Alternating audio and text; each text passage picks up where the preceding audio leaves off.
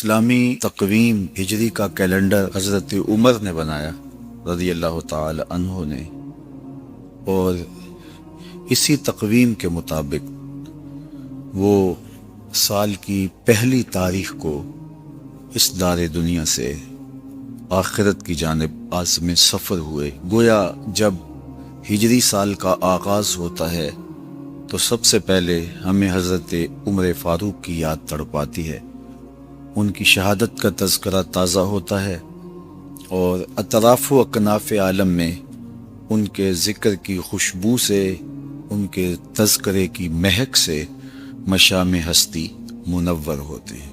تو یہ نئے سال کا آغاز ہے، ہم نئے عزم کے ساتھ آگے بڑھیں اور اپنی صبح کا آغاز صلاۃ التہجد سے کریں۔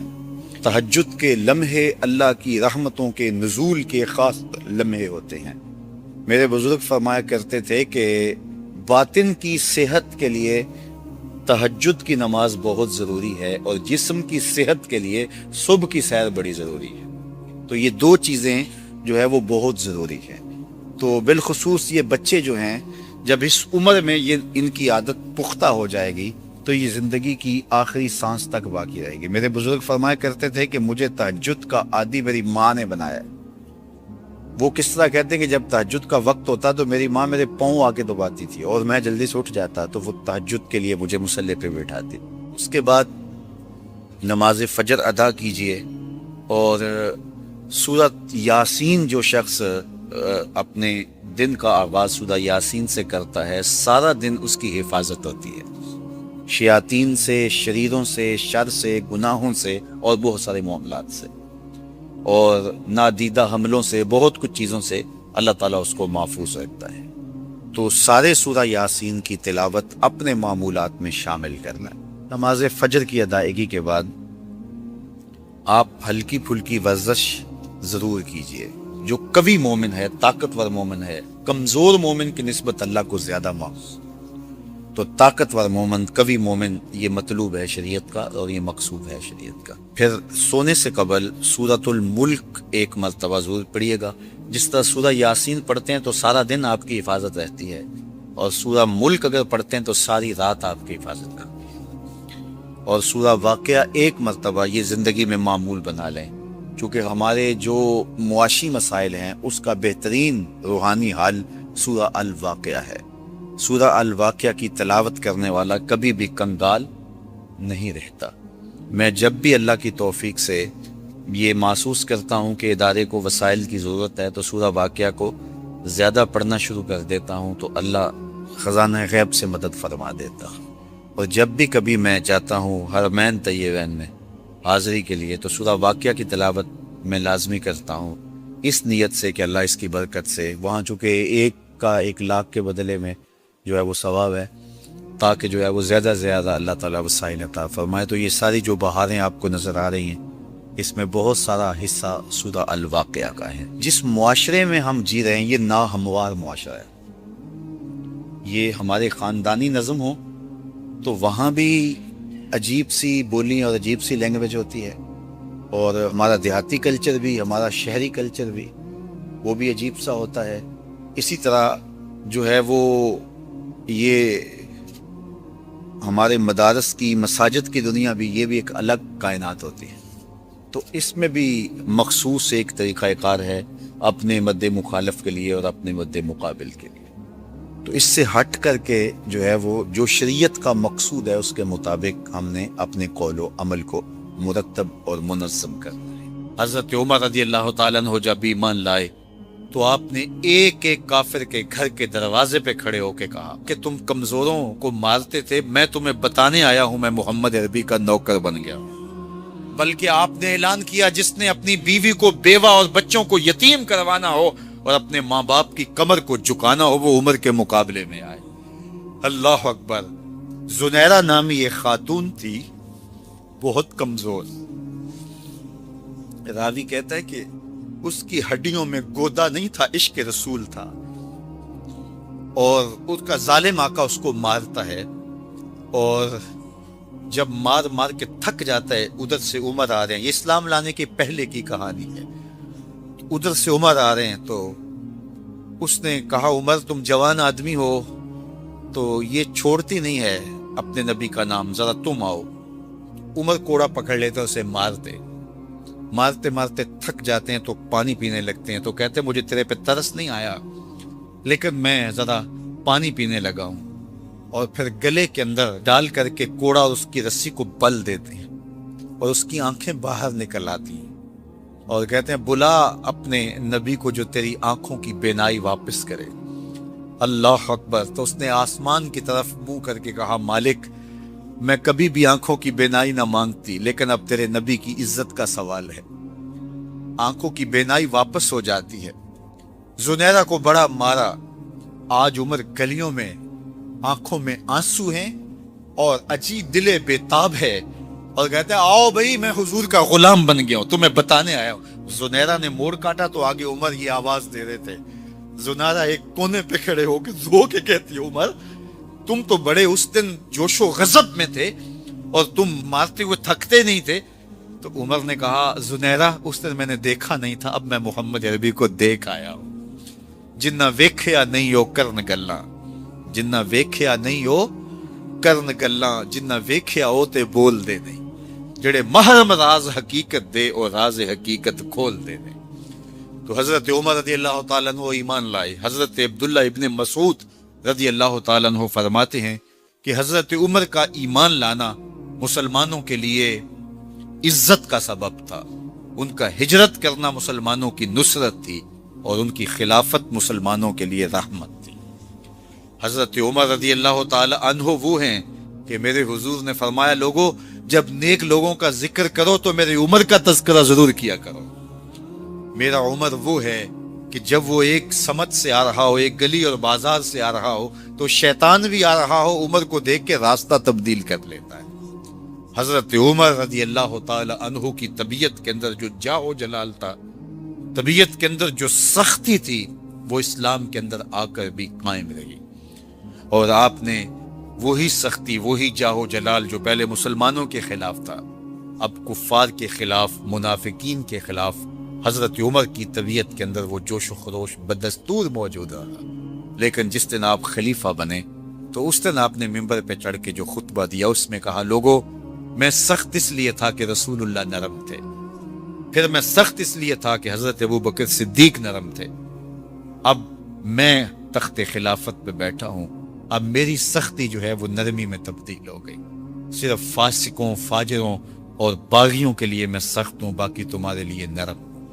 سب سے کم جو تنخواہ بیت المال سے اگر کسی وجود نے لی ہے تو وہ حضرت عمر رضی اللہ تعالیٰ عنہ نے لی، صرف 2 جوڑے لیتے تھے سال میں، اور راوی کہتا ہے کہ میں نے دیکھا ہے کہ اس میں بھی 17 پیوند لگے ہوتے تھے۔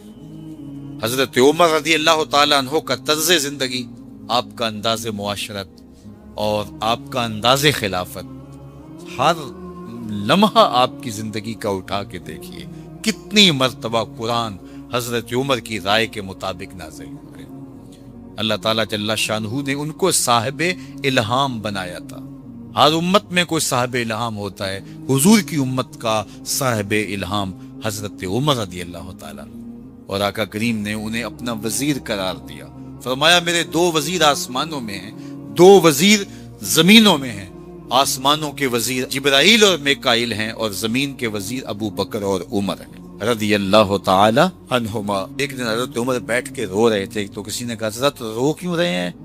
فرمایا کہ میں اس لیے رو رہا ہوں کہ فلاں پل سے بکریاں گزری ہیں، تو پل کے اندر شکستگی تھی، ٹوٹا ہوا تھا پل درمیان میں کچھ، اس میں ایک بکری کی ٹانگ ٹوٹ گئی ہے، تو میں ڈرتا ہوں کہ میرا رب یہ نہ پوچھے کہ عمر تو نے پل صحیح تعمیر نہیں کروائے تھے کہ ایک بکری کی ٹانگ کیوں ٹوٹی ہے۔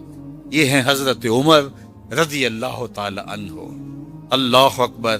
تو اللہ تعالیٰ جل شانہ نے حضرت سیدنا عمر بن خطاب رضی اللہ تعالی عنہ سے جو کام لیا، مختصر دور خلافت کے اندر 10 سال 6 ماہ 4 دن آپ نے خلافت فرمائی ہے، لیکن کہاں سے چلے اور یہاں مکران تک، بلوچستان کا حصہ ہے، یہاں تک آپ کے سلطنت کی حدود وسیع، ادھر آرمینیا تک جا پہنچے، حمص فتح کیا، قادسیہ، یرموک، آپ ذرا دیکھیے کہ کہاں تک آپ کی فوجوں کے گھوڑے دوڑتے رہے، اور اللہ تعالیٰ جل شانہ نے ان کو جو توانائی، عدل و انصاف کی قوت عطا فرمائی۔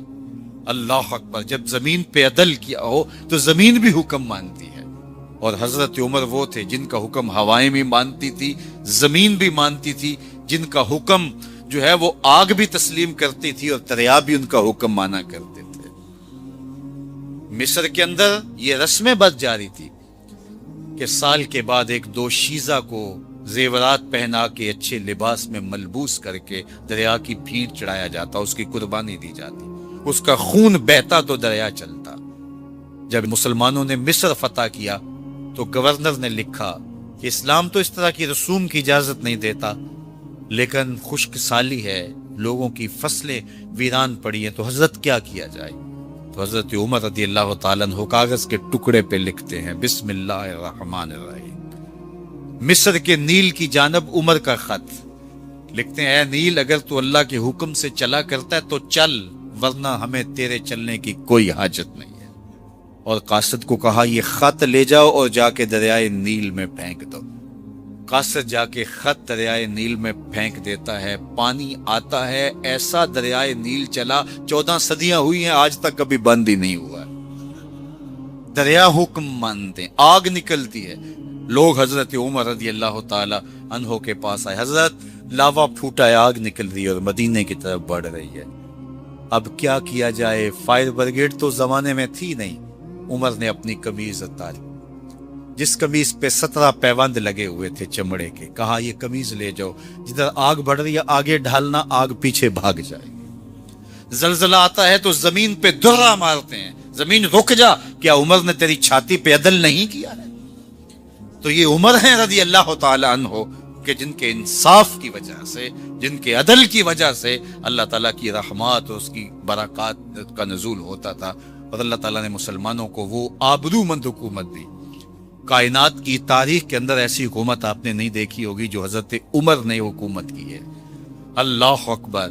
فرمایا فرات کے کنارے پہ ایک کتا بھی پیاسا مر گیا تو اس کا حساب بھی عمر سے ہوگا۔ باہر سے سفیر آتا ہے اور آ کے پوچھتا ہے کہ میں امیر المومنین کے، مسلمانوں کے حکمران کے محل میں جانا ہے، تو وہ مسکرا کے کہتے ہیں ہمارے امیر کا تو کوئی محل نہیں ہے۔ کہا کہاں ہے تمہارا امیر؟ کہا مسجد نبوی میں ہوگا یا بیت المال کی اونٹوں کی دیکھ بھال میں لگا ہوگا۔ وہ جب گئے تو مسجد میں نہیں ہے، اللہ اکبر، وہاں گئے تو وہاں بھی نہیں ہے۔ پھر کیا دیکھتے ہیں کہ عمر رضی اللہ تعالی عنہ جنت البقیع کے پاس ایک درخت کے نیچے اینٹ کا سرانہ رکھ کے سوئے ہوئے، تو اس نے کہا عمر تو نے عدل کیا ہے، تجھے کچی اینٹ پہ بھی نیند آ گئی، ہمارے حکمرانوں نے انصاف نہیں کیا، اور وہ بند اور محفوظ کمروں کے اندر بھی سکون اور چین کی نیند نہیں سو سکتے۔ حضرت سیدنا عمر رضی اللہ تعالیٰ عنہ نے اس طرح ان امور سلطنت نبھائے۔ آپ دن کو لوگوں کی دیکھ بھالی کرتے، لوگوں کی ضروریات سنتے سمجھتے، اور جب رات پڑتی لوگ سو جاتے، عمر مدینے کی گلیوں میں پہرا دیتے۔ کائنات نے کوئی ایسا بھی حکمران دیکھا ہوگا؟ اللہ اکبر! وہ مجاہد جو مختلف محاذات پہ گئے ہوئے ہوتے، ان کے گھروں کی دیکھ بھالی کرتے، ان کی ضروریات کا خیال رکھتے، ان کی آبرو کا پہرا دیتے۔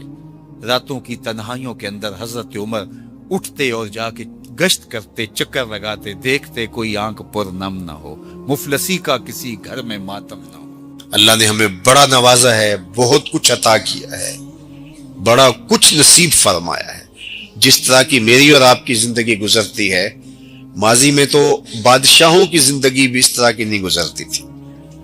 وہ بھی گھوڑے کے اوپر سفر کرتے تھے، ہم تو گاڑیوں کے اوپر ٹھنڈے ماحول میں سفر کرتے ہیں۔ یہ پرانے بادشاہوں کے محلات میں نے دیکھے ہیں، مختلف ممالک کے اندر اچھے اچھے بنے ہوئے، لیکن اس سے اچھے گھر، آسودہ گھر آپ لوگوں کے بنے ہوئے۔ تو پھر اللہ نے کتنا عطا کیا ہے۔ وہ ماضی کے اندر ہم سنتے تھے کہ فلاں فلاں فلاں کو میسر تھا، آج سب کچھ آپ کے پاس میسر ہے، لیکن ہم ناشکرے ہو گئے۔ آج ہمارا سب سے بڑا مسئلہ شکر گزاری سے گریز کرنا ہے۔ سویر سے لے کر شام تک ہمیں یہ شکوے ہیں، اٹھتے ہوئے یہ شکوے کہ ہمارے پاس یہ نہیں، ہمارے پاس یہ نہیں، ہمارے پاس یہ نہیں، ہمارے پاس یہ نہیں۔ کبھی یہ بھی گننا شروع کریں کہ میرے اللہ نے مجھے یہ بھی عطا کیا، میرے اللہ نے مجھے یہ بھی عطا کیا، میرے اللہ نے مجھے یہ بھی عطا کیا۔ ہم نے تو جب سے ہوش سنبھالی یہاں آسودگی دیکھی ہے۔ بچپن ہمارا اچھا گزرا، جوانی اچھی گزری، لڑکپن اچھا گزرا، اب بڑھاپا بھی ٹھیک گزر رہا ہے، لیکن یہ کتنے لوگ ہیں کہ جنہوں نے پوری زندگی مشقتوں میں گزاری، لیکن اس کے باوجود وہ بات بات پہ الحمدللہ کہہ رہے ہیں، اور ہم کہتے ہیں کہ بس جس کے پاس 3-4 کروڑ کی گاڑی بھی ہے، 10 کروڑ کا بنگلہ بھی ہے، بینک بیلنس بھی ہے، اللہ تعالیٰ نے سونے کڑیل جوان بیٹے بھی دیے ہیں، اللہ تعالیٰ نے گھر کو آبادیاں دی ہیں، خوشیاں دی ہیں، صحت دی ہے، تھوڑا سا ڈالر اوپر نیچے ہو گیا تو وہ کہتا ہے جی بس برا حال ہو گیا۔ اللہ کا شکر ادا کرنا سیکھیں، اس کی رضا کے دائرے میں رہیں، یہ نہ دیکھیں کہ کیا نہیں ہے، یہ دیکھیں کیا ہے۔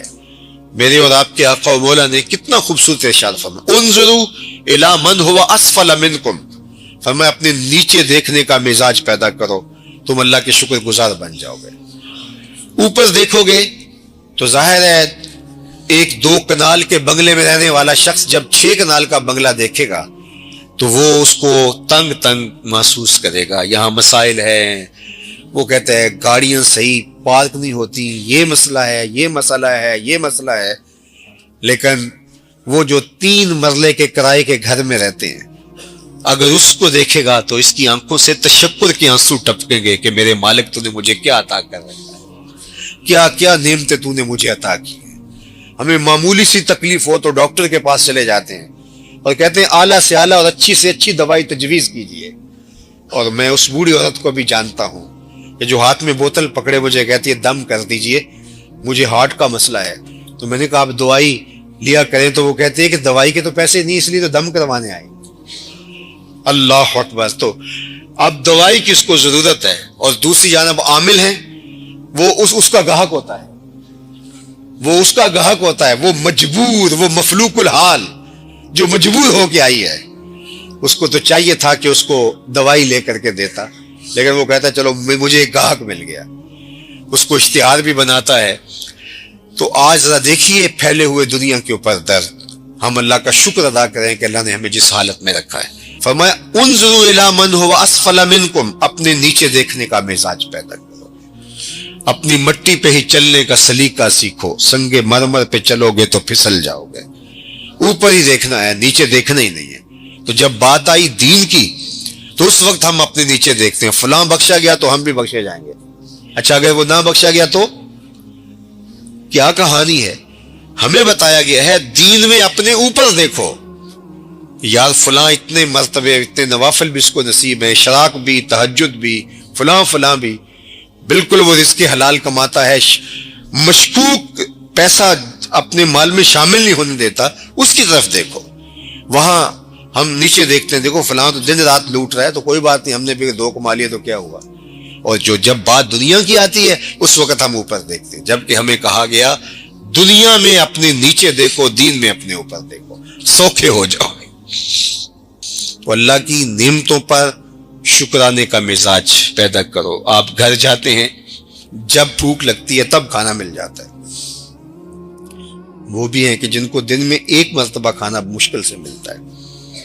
ہم نے بہت برے حالات دیکھے اور لوگوں کو شاکر پایا، صابر پایا۔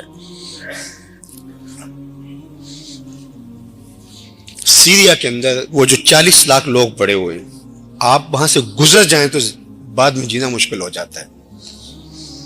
وہاں عورتیں 6 بیوہ لے کے بیٹھی ہوئی ہیں، بچے ان کے شوہر شہید ہو گئے، ان کی بیٹیوں کے جو ہیں وہ شوہر شہید ہو گئے، اور ان کے یتیموں کو لے کر کے بیٹھی ہوئی، پھٹے ہوئے خیمے، لیکن اس کے باوجود بھی ان کی زبان پہ ہم نے شکوہ نہیں دیکھا۔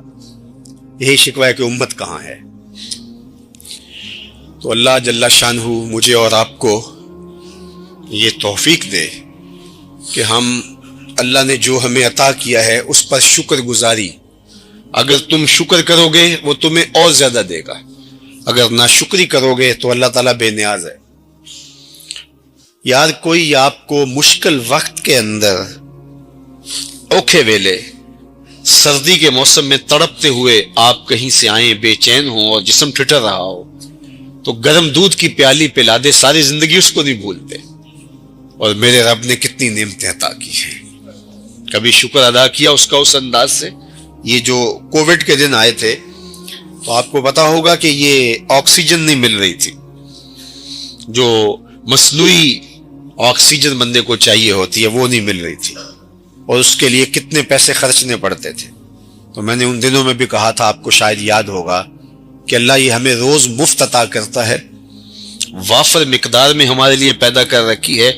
جس طرح ہم اپنا کھانا خریدتے ہیں، کپڑے خریدتے ہیں، گھر بناتے ہیں، اگر ہمیں آکسیجن بھی اپنی ضرورت کی پوری کرنی پڑتی، خریدنی پڑتی، امیر سے امیر آدمی بھی جو ہے وہ اس ڈیمانڈ کو پورا نہ کر پاتا. آکسیجن کے سلنڈر لیے لوگ لائنوں میں لگے ہوتے اور کتنے لوگ مر جاتے آکسیجن نہ ملنے کی وجہ سے. لیکن میرے رب نے اس کو مفت عطا کیا ہوا ہے. سورج کی روشنی مفت عطا کی ہے، چاند کی چاندنی مفت عطا کی ہے، ہوائیں، زمین، آسمان. یہ اس لیے ہمیں احساس نہیں ہے کہ ان کی نہ لوڈ شیڈنگ ہوتی ہے اور نہ اللہ ان کا بل بھیجتا ہے، نہ اضافہ ہوتا ہے، نہ کچھ نہیں ہوتا. تم اور میں جتنے بھی نافرمان ہو جائیں، اس نے کبھی سورج کو نہیں روکا کہ ان کے گھر میں روشنی نہیں بھیج دی. لیکن یہ بات ذہن میں رکھو، وہ دنیا کے ساز و سامان اسے بھی دیتا ہے جس سے راضی ہے، اسے بھی دیتا ہے جس پہ راضی نہیں، لیکن دین اور دل کی دولت صرف اسے دیتا ہے جس پہ راضی ہوتا ہے. جس کو دل کی کائنات مل گئی اس کو بہت بڑا خزانہ ملا، اور جس کو یہ نصیب نہیں ہے، اس کا دل بنجر ہے، خالی ہے، کچھ بھی نہیں ہے اس کے دل کے اندر، اس سے بڑا محروم کوئی نہیں ہے.